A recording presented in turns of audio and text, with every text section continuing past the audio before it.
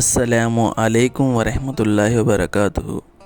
آج کا ہمارا سبق کن لوگوں کو زکوٰۃ دینا جائز ہے۔ سب سے پہلے ویڈیو کو آخر تک ضرور دیکھیں، ویڈیو انفارمیٹیو ہے۔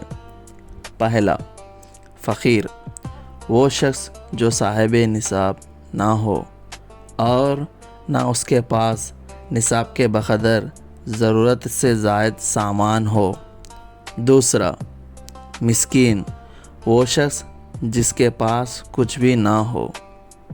تیسرا، قرض دار، وہ شخص جس کے ذمے لوگوں کا قرض ہو اور اس کے پاس اتنا مال نہ ہو کہ قرض ادا کرنے کی صورت میں نصاب کے بقدر مال باقی رہے۔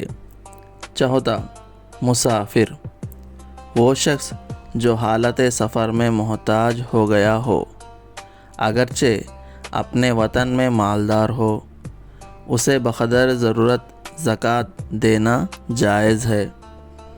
ویڈیو کو لائک کریں اور ایسے ہی اسلامک کنٹینٹ دیکھنے کے لیے سبسکرائب کریں اور شیئر کریں۔ جزاک اللہ خیرا۔